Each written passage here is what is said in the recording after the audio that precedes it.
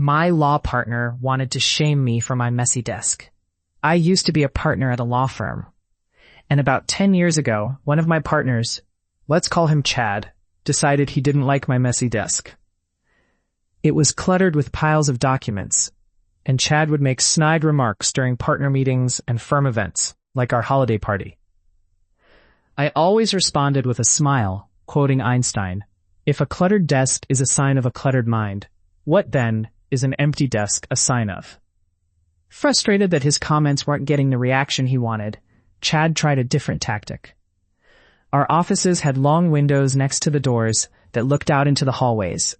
I always kept my shades closed, but one day I found them open. No big deal. I closed them and went about my day. To my surprise, the next morning, the shades were open again, giving anyone a clear view of my desk. This continued for about 2 weeks.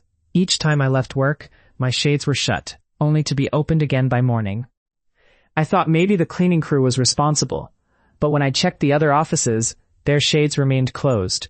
It became clear that Chad was the culprit, as he usually arrived at work early.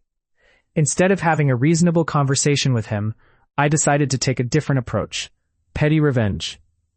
Before I joined the firm, there had been a trip to a local lake, and I found a photo of Chad from that trip. In it, he was wearing a backwards cap, flexing next to one of our female colleagues. He looked silly, with skinny arms and no biceps, definitely not the image of a respectable law partner. So I blew up the photo to A4 size and made several color copies. On the back of one, I wrote, "Please do not open my blinds. If you remove this photo, I will put up another, as I have made multiple copies." I taped the photo to my blinds, facing inward, so whoever opened them would see Chad's goofy face and my note. The next morning, I arrived at work feeling a mix of excitement and nerves. To my surprise, my blinds were shut. Maybe Chad hadn't tried his usual stunt. But when I opened my door, the note was gone.